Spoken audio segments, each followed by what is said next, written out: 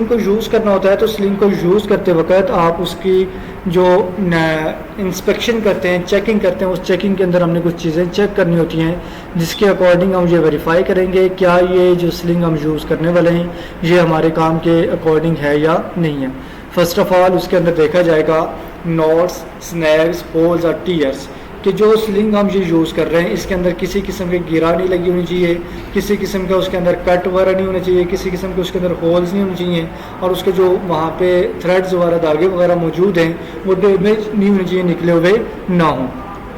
Second, extensive abrasive wear, वो बहुत ज़्यादा इस्तेमाल ना हुई हो। जब एक कोई भी आप स्लिंग वगैरह वायर वगैरह यूज़ करते हैं, जितना आप उसको ज़्यादा यूज़ करते हैं उतनी उसकी कंडीशन क्या होती जाती है, ख़राब होती जाती है। तो यहाँ पे भी आपने क्या करना है कि देखना है कि वो बहुत ज़्यादा यूज़ की ना हो, वहाँ पे आप उसकी जो ओरिजिनल फॉर्म है, ओरिजिनल जो कैपेसिटी है वो अवेलेबल हो।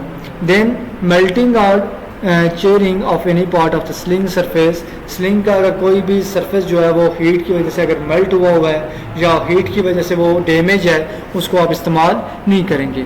विजिबल रेड जॉन्स और थ्रेड इंडिकेट एक्सेसिव वियर, अगर उसके ऊपर आपको लाल धब्बे से नज़र आ रहे हैं, स्पॉट्स वगैरह नज़र आ रहे हैं या वो बहुत ज़्यादा रगड़ उसने खाई हुई है फिर भी आप उसको यूज़ नहीं करेंगे। ब्रोकन और वॉन स्टिचेस, अब ये जो आप स्लिंग देख रहे हैं तो स्लिंग की यहाँ पे क्या किया गया, स्टिचिंग लगा के तो उसको वहाँ पे हुक वगैरह और ये चीज़ें अटैच की गई हैं। अगर ये डैमेज है तो तब भी आप इसको यूज़ नहीं करेंगे क्योंकि जो हुक होगी वो वहाँ पे क्या हो जाएगी, लूज़ हो जाएगी, जैसे वेट को अटैच किया जाएगा वो वहाँ से स्लिप हो सकती है।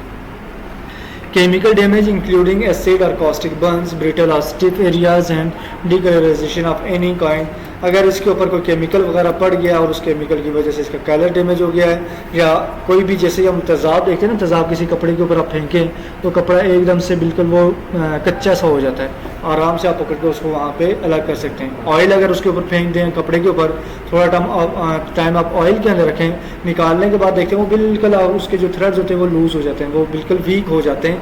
ऐसे ही अगर आपकी जो ये स्लिंग वगैरह यूज़ हो रही है इसके ऊपर भी वहाँ पे कोई केमिकल डैमेजेस वगैरह मौजूद हैं, एसिड वगैरह या बाकी कोई चीज़, उसको आप इस्तेमाल नहीं करेंगे। या फिर क्रोजिव डिकलराइजेशन और अदर डैमेजेस टू फिटिंग, इसकी जो फिटिंग के अंदर कोई डैमेजेस आए हुए हैं या इसके अंदर कोई कलर वगैरह चेंज हुआ हुआ है फिर भी आप इसको इस्तेमाल नहीं करेंगे। उसके बाद मिसिंग, इलिजिबल और इनकम्प्लीट स्लिंग आइडेंटिफिकेशन, अब जैसे जो हमारे पास ये स्लिंग मौजूद है, इस स्लिंग के ऊपर ये स्लिंग की रेटिंग लिखी हुई है, मैन्युफैक्चरर कौन है, उसका टाइप कौन सी है, उसके बाद इसका कोड नंबर क्या है, उसके बाद वर्टिकल फॉर्म के अंदर कैपेसिटी क्या है, चोकर फॉर्म के अंदर और बास्केट फॉर्म के अंदर क्या है। जब ये तमाम चीज़ें उसके ऊपर बिल्कुल क्लियर हैं, विजिबल हैं, तो आप उसको यूज़ करेंगे। अगर ये चीज़ें मिसिंग हैं या आपको क्लियर नहीं है कि इसके अंदर क्या लिखा हुआ है, आप उसको इस्तेमाल नहीं करेंगे। और synthetic web sling must be tag mark with information shown at the right as well as the BNL colour. अब जैसे कल भी मैंने आपको बताया था कि जब इंस्पेक्शन की जाएगी, इंस्पेक्शन के बाद 3 कलर जो होंगे वो उसके ऊपर क्या किए जाते हैं, स्टैंप्स लगाई जाती हैं, टैग लगाए जाते हैं। अब वो कलर्स हमें डिफ़ाइन कर रहे होते हैं कि क्या आप इस लिंक को यूज़ कर सकते हैं या नहीं कर सकते। अगर यूज़ करना है तो किस तरह करना है, अगर ग्रीन है तो नॉर्मल यूज़ है, येलो है तो उसके अंदर आपकी कैपेसिटी डाउन करके यूज़ करना है, रेड है तो नो यूजेज, उसको आपने क्या कर देना है, वहाँ से रिमूव कर देना है।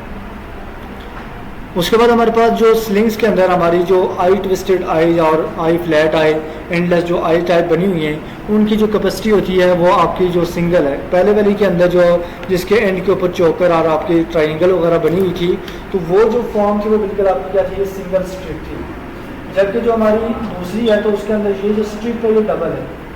जब वो डबल हो गई है तो उसकी कैपेसिटी भी क्या हो जाएगी, इन्हांस हो जाएगी, इंक्रीज़ कर जाएगी।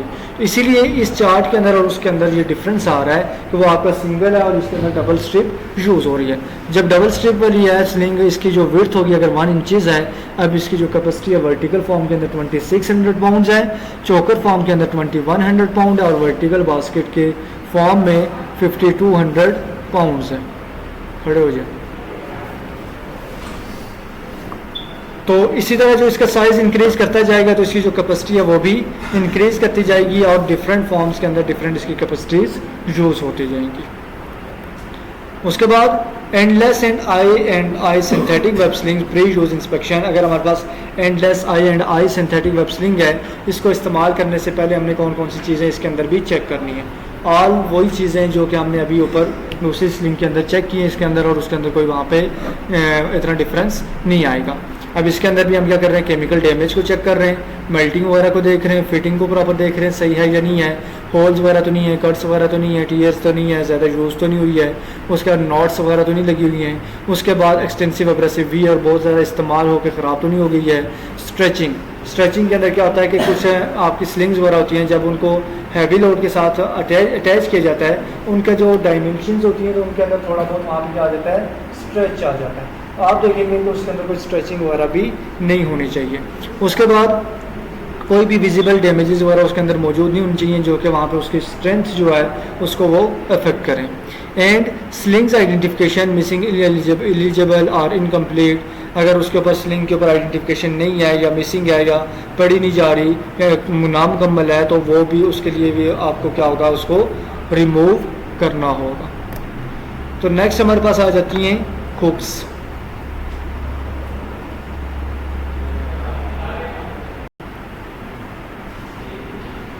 तो नेक्स्ट हमारे पास हुक्स आ जाती हैं। तो हुक्स की भी हमारे पास क्या होती है, डिफरेंट टाइप्स होती हैं, जिसके अंदर सबसे पहले हमारे पास क्या आ रही है, क्लेविस हुक है, फिर क्लेविस स्वीवल हुक है, क्लेविस आई हुक है, ग्रैब हुक है, सॉर्टिंग हुक है, सेल्फ लैचिंग हुक है एंड फाउंड्री हुक्स। ये कुछ हमारे पास टाइप्स हैं। अभी आपने दूसरे के अंदर भी देख रहे थे कि 30 to 50 टाइप्स इसकी क्या होती हैं, हुक्स की यूज़ हो रही होती है। तो चाहे कॉमनली जो टाइप्स आपकी रिगिंग के अंदर यूज़ होती हैं वो यही जो टाइप्स होती हैं ये आपकी हुक्स की क्या हो रही होती है, वहाँ पे यूज़ हो रही होती है और इन्हीं को वहाँ पे आपने यूज़ करना होता है। तो इसके अंदर हम देखेंगे कि जो आपकी टाइप्स हैं इनके अकॉर्डिंग इनका क्या यूजेज है। फर्स्ट ऑफ ऑल हमारे पास कौन सी आ जाती है, Clavis hook. Clavis hook is one of the most widely recognized type of rigging hook. It features a U-shaped design with a latch that secure the load. Clavis hook come in a various sizes and capacities, making them suitable for a range of lifting application. For hoisting heavy machinery, to securing cargoes during transportation, clevis hook provide versatility and reliability. अब जो Clavis hook है तो rigging के अंदर सबसे ज़्यादा use होने वाली हुक है और इसका जो साइज़ है वो यू शेप आपके पास इसके साइज़ होता है और इसके एंड के ऊपर ये लैच लगा होता है जो कि क्या कर रहा होता है, इसको सेफ्टी प्रोवाइड कर रहा होता है। और इसको जब भी आपने हैवी मशीनरी को लिफ्ट करना होता है, उसका कार्गोज वगैरह को आपने ट्रांसपोर्ट करना होता है, उनकी लिफ्टिंग करनी होती है, उसके दौरान इसको यूज़ किया जा रहा होता है। और इसको वहाँ इसके जो साइज़ होता है, अब जैसे हमने पहले भी हमने देखा कि हमने अभी स्लिंग के साइजेस देखे, 1 इंच है, 2 इंच है, 3 इंचेस हैं, ऐसे ही इसके जो डायमीटर होगा, इसके जो साइजेस होंगे उनके अकॉर्डिंग क्या होगी, इसकी कैपेसिटी होगी। अब जितना इसका डायमीटर इसका इंक्रीज करता जाएगा और इसकी जो विड्थनेस है वो भी इंक्रीज करती जाएगी, उतनी इसकी कैपेसिटी इंक्रीज करती जाएगी, जो कि हम चार्ट के अंदर भी देखेंगे। सेकेंड हमारे पास आ जाती है swivel hooks, often enhanced maneuverability due to the rotating structure. This type of rigging hook can pivot up to 360 degrees, allowing for smoother and more precise load positioning. अब बाज़ औक़ात जब मटेरियल को उठाया जा रहा होता है तो वो मटेरियल बहुत घूमने वाला होता है, उसके अंदर फिर इस स्वीवल हुक को यूज़ किया जाता है। जब आप ये स्वीवल हुक को देखते हैं तो इसका ये ऊपर जो टॉप बना हुआ है तो इसके अंदर ये क्या है, फ्री मूवमेंट है। अब ये जो हुक अलाउ कर रही है कि जो वेट अगर मूव भी कर रहा है तो जो रोप है उसके अंदर कोई ट्विस्ट वगैरह नहीं आएगा, क्रेन के ऊपर कोई इफेक्ट नहीं आएगा। तो उसके लिए हम क्या कर रहे होते हैं, क्लेविस स्वीवल हुक को यूज़ कर रहे होते हैं। अब ये स्वीवल जो हुक है तो ये 360 जो रोटेशन है उसको अलाउ कर रही होती है और वहाँ पे आपकी जो स्लिंग्स वगैरह होती हैं उसको साथ इजीली अटैच हो जाती हैं और वहाँ पे आपका जो लोड है उसके अंदर रोटेशन की वजह से कोई इशू वगैरह नहीं होता। They are commonly use in construction, ship building and offshore industries. ज़्यादातर इनको कंस्ट्रक्शन साइट पे यूज़ किया जा रहा होता है, जब आपके पाइप वगैरह मूव किए जा रहे होते हैं, कंप्रेसर को मूव किया जा रहा होता है, डिफरेंट चीज़ों को मूव किया जाता है। फिर शिप बिल्डिंग, जब शिप्स वगैरह को तैयार किया जा रहा है, बहरी जहाज़ तैयार किए जाते हैं। फिर ऑफशोर जो इंडस्ट्रीज़ होती हैं, ऑफशोर इंडस्ट्रीज़ मतलब जो आपकी ज़मीन के ऊपर मौजूद नहीं है, जो पानी के अंदर आपकी इंडस्ट्रीज़ लगी हुई हैं, जो रिग्स लगी होती है, पेट्रोल वगैरह की ऑयल माइनिंग वगैरह कर रही होती हैं, उनके अंदर इस स्वीवल हुक को यूज़ किया जाता है। फिर आपकी आ जाती है स्लिंग हुक। स्लिंग हुक और also known as grab hook. Sling hook को ग्रैब हुक का नाम भी दिया जाता है। Specifically design for use with lifting slings. अब ये क्या होता है कि जो स्लिंग्स वगैरह हैं उनके साथ इनको डिज़ाइन किया गया, उसके अकॉर्डिंग इनको यूज़ किया जाता है। देयर यूनिक शेप एंड थॉट opening facilitate the secure attachment of slings and provide excellent grips on the load. अब इनकी जो यूनिक शेप है उसकी वजह से ये क्या करते हैं, एक्स्ट्रा वहाँ पे सपोर्ट कर रहे होते हैं और वेट को ज़्यादा इफेक्टिव वे के अंदर ग्रैब कर रही होती है। Sling hooks are suitable for application that involve lifting objects with straps, और वो ऑब्जेक्ट जिनको हमने स्ट्रैप्स के जरिए हमने वहाँ पे स्लिंग्स वगैरह को अटैच करके लिफ्ट करना होता है, उनके अंदर हम इस ग्रैब हुक को यूज़ कर रहे होते हैं, या फिर जिनके अंदर हमने चेन्स को इस्तेमाल किया होता है या जिनके अंदर वायर रोप वगैरह को इस्तेमाल करते हैं। इसके अंदर for transporting heavy containers to rigging beam, जब हमने क्या करना होता है कंटेनर वगैरह को एक जगह से उठा के दूसरी जगह पे पहुंचाना होता है, उस वक्त इनको यूज़ किया जाता है जब मोस्टली लोडिंग अनलोडिंग की जा रही होती है। उसके बाद sling hook ensure a reliable connection between the sling and the load. Sling hook क्या कर रही होती है, ये इंश्योर कर रही होती है कि वहाँ पे जो कनेक्शन है वो बिल्कुल क्या हो रहा है आपका इफेक्टिव, और उसके अंदर कोई चेंजिंग वगैरह नहीं आती, और इसके अंदर जो स्लीपिंग का जो इशू होता है वो भी क्या हो जाता है, कम हो जाता है। अब इसके अंदर जब आपके मल्टीपल जो आपकी स्लिंग्स हैं वो इसके अंदर इजीली ग्रैब हो जाती हैं, और मल्टीपल जब स्लिंग्स वहाँ पे यूज़ कर रहे हैं तो उसकी वजह से इसके अंदर वहाँ पे स्लीपिंग का इशू भी नहीं आएगा, और वहाँ पे ना ये लेच वगैरह के ऊपर जाके कोई इशू वहाँ पे स्ट्रेस वगैरह पड़ेगा। देन नेक्स्ट वन हमारे पास आ जाती है eye hook. Eye hook as the name suggest have an eye shape opening at the top. Eye hook मतलब इसके टॉप के ऊपर क्या होता है कि यहाँ पे आपकी आई बनी होती है जो कि आपकी वहाँ पे स्ट्रैप्स वगैरह को अटैच कर रही होती है, और इसका जो डिज़ाइन होता है कर्व एजेस, इसका जो एज होता है उसके अंदर क्या होती है, थोड़ी सी कर्व भी मौजूद होती है, और फिर दैट रिजेंबल क्लॉज, जो कि क्लॉज की तरह जो जबड़े वगैरह होते हैं उनकी तरह दिखाई दे रही होती है। This type of rigging hook is specially design to secure grasp object with irregular shapes और अनइवन सरफेसेस। ऐसे ऑब्जेक्ट जिनकी शेप कोई प्रॉपर मौजूद नहीं है और जो कि आपके इरेगुलर सरफेसेस के ऊपर आप मूव कर रहे हैं, वहाँ पे इस ग्रैब हुक को आपकी जो आई बल्कि आपके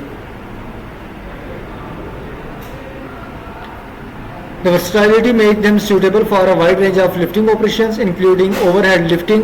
जब आपने ओवरहेड लिफ्टिंग करनी होती है, हाइट के ऊपर लेके जाना होता है रिगिंग इक्विपमेंट्स को, उस वक्त हम क्या कर रहे होते हैं, या फिर आपको लोड लॉन्ग टाइम तक सस्पेंड कर रहा होता है। जैसे आपने देखा होगा टॉवर क्रेन है, टॉवर क्रेन के अंदर मटेरियल नीचे से ऊपर तक जाता है, फिर उसको प्रॉपरली एडजस्ट किया जाता है, फिर उसको वहाँ पर डिटैच किया जा रहा होता है, उसके अंदर फिर आई हुक को वहाँ पर यूज़ किया जाता है, क्योंकि इसके अंदर जो सेल्फ लॉकिंग सिस्टम भी मौजूद होता है जो कि वहाँ पर जो रोप वगैरह होती है, स्लिंग वगैरह होता है, उसको स्लिप होने नहीं देता। जब उसको आप मैनुअली ओपन करते हैं तो वो तब जाके ओपन हो रहा होता है।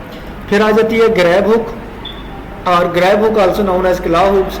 ग्रैब हुक्स को क्ला हुक की भी नाम दिया जाता है। इनकी भी यूनिक शेप होती है, इनके शार्प कर्व्स होती हैं, कर्व्स वगैरह बने होते हैं, शार्प इनका डिज़ाइन होता है। और this type of rigging hook specially design to securely grasp object with irregular shape. Irregular shapes के जो ऑब्जेक्ट्स होंगे और अनइवन सरफेस के ऊपर जब चीज़ें मूव करनी है, वहाँ पे हम इस ग्रैब हुक को यूज़ कर रहे होते हैं। अब जो हमने ऊपर हमने स्विवल आपकी देखी और उसके अंदर ग्रैब देखी है, उसके अंदर डिफरेंस क्या था कि उसका जो ऑब्जेक्ट एंड था वो शॉर्प नहीं था।